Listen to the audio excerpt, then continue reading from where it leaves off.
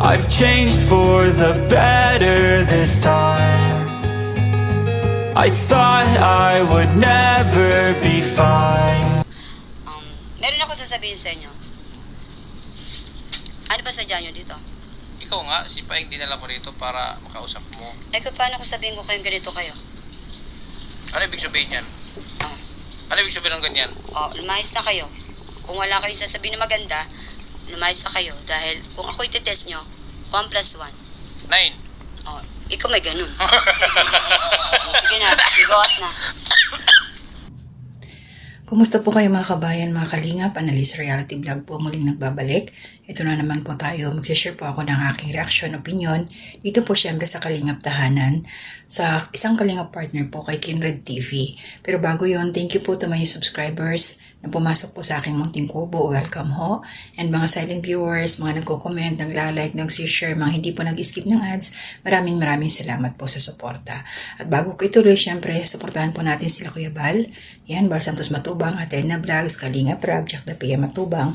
At mga kasamahan ko na rin pong mga reactors dito sa Kalingap, mga karepa-reactors, ayan, Team Bios, Team Strikers, Team Watchers, Team KOGR, buong Kalingap Tahanan po. And also yung aking mga kasamahan sa Team, ano ba tawag dito? Team Silver. Nag-loading ako eh. Shoutout po sa inyong lahat. So ito po, 7 days ago na, so almost 1 week. Ito po yung unang pagkakataon na nakita po ni Kindred TV si isang babae po na napakatapang. So, shoutout po sa iyo Kindred TV at permission na rin, kinuha ko ang kanyang thumbnail. Kinuha po yung thumbnail at inattach ko na rin as my thumbnail para mas madali po itong ma-recognize ng mga manonood. Mapuntahan po nila kaagad sa yung channel para masuportahan ho kayo. So, first and second vlog po niya. Kasi may pangatlo na eh. So, itong una, mapapanood nyo po, nandyan, inuna ko ho siya after my introduction. So, natawa ko doon sa 1 plus 1 equals 9, answer ni Kindred TV. So, ngayon, siya pa itong nasabing may problema sa pag-iisip. So, good vibes po yun po yung nasa unahan. And sa last part ko na rin ho, i-attach yung short clip. Thank you rin sa iyo, Kindred TV. Ano lang naman to, pakitapos niyo po yung aking video para makita niyo po yung unang pagkakataon na nakausap ito nila si ate, ang pangalan niya is Esperanza. Sobrang tapang nga niya. At saka kung panunuorin mo at pakikinggan ang buong video na to, doon sa channel po ni Kindred TV, si ate, napaka-hyper niya. At saka wais, matalino siguro to nung, medyo lang yung utak niya talaga magulo. Siya, kumbaga hindi mo siya maisahan. Maraming rason. Ayan. At saka may mga binabanggit siyang kung yung parang hindi para sa normal. Siguro, ito lang na-observe ko at naano din sa comment section, baka lang, bakit siya na-depressed or it's either, kasi may mga binabanggit siya, mga bawal na mga gamot ba? Tapos yung patungkol sa kanyang anak, may mga binabanggit din siya. Baka gumamit ito dati, tapos hindi kinaya ng isip. Yung parang ganun ba? Kasi galing doon itong Maynila at naipasok na doon yun sa Mandaluyong, pero inilabas din. Naging okay naman, pero bumalik na naman siya. So alam din ni Ate Esperanza kung ano yung mga bawal sa kanya. Doon sa first and second vlog. Talaga siya lalo na nung dinala sa ospital. Bago sila makaalis, talagang pahirapan. Hindi ko alam kung paano sila nakarating doon, kung sumakay ba sa kotse ni Kindred or sa ibang sasakyan na lang. Basta nakarating sila doon kahit papaano. At nung una, habang pinanunood ko, nung nasa ospital, tahimik siya, mahilig siyang magsulat. Ayun doon sa anak, sa interview doon sa hospital, may sinusulat daw yung mga kamag-anak nila, mga relatives daw. Tapos,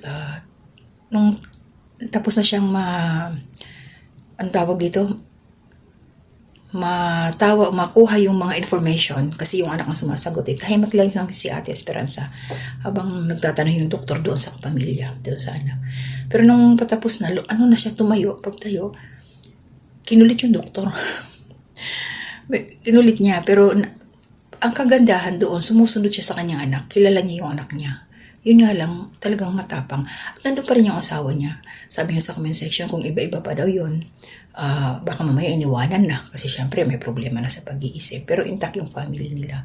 Sana gumaling si Ate Esperanza. So dito lang ako nagbigay ng introduction na mapanood niyo po na yung part 1, part 2. Minsan iba yung, ito si Kindred TV kasi yung parang specialty niya, na matulungan yung talaga may mga problema sa pag-iisip. Nakukuha niya yung kalooban. Sabi nga, syempre maraming nakasuporta sa kanya. Ano yung parang, kung sa Bisaya, may hudim-hudim yung karisma niya, yung anting-anting, yung parang ganun. Basta nakukuha niya yung loob ng may mga problema sa pag-iisip. Ito yung kakaiba na aking napanood na talagang lumalaban siya . Pero kumbaga kailangan sakyan mo siya. Yung kanyang sinasabi, maki-join ka. Si Kindred, parang baka mamaya pati siya maging ing-ing na rin peace tayo Kindred TV. So yun lang yung sa akin, supportahan po natin. Nandyan din po yung kanyang account, inilagay ko na sa thumbnail para mas madali nyo pong mahanap. Marami po siyang matutulungan. At may mga tinutulungan siya, tuloy-tuloy po yung gamutan. Alam naman natin yan na once yung mga may ganyang sakit, may mga maintenance talaga yan. At sana mayroon tayong mga kababayan na mag-share pa ng blessing para makatulong para sa gamot lang. Yeah? So, tuloy-tuloy lang po tayo. At ito, i-upload ko lang ho. Babawi po ako. May kasunod akong bibigyan ng opinion. So, malaya naman ho tayong magbigay nun kahit saan, basta naka-public, pwede po tayong kumuha. So, hanggang dito na muna ang shoutout po sa inyong lahat na lagi na riyan sa aking community spotlight. Di pa ho ako makapag-mention ng isa-isa ngayon. So, mag-ingat lang ho kayo palagi, Ma'am Nanay Soledad Belmonte, Ma'am Susan Dairo, at Nanay Ems ng Kalamba. Salamat po, nandiyan ho kayo palagi. Silent viewer, pinsan ko Walls Tradition. Salamat dahil sa suporta. Sila Ma'am Pia Cash, then si Ma'am Amy Bayogo. Sa team nila Entoy, Nika Adventure, shoutout sa inyo. Kila Kuya Buknoy, Kuya Noy, and Ate Mings, Journey, shoutout sa inyo. Laban lang te, tsaka kay Kuya Buknoy. And sa inyo lahat, shoutout din kila Inday Okray sa team niya. Ayan. Mag-iingat po tayo. Hanggang dito na muna. To God be the glory. Baka ito yung babae na yung sinasabi mo. Yung nagsasalita. Ito yung pumasok sa tindahan. Yan? Oo. Oo, ito yung pumasok sa tindahan. Ito yun.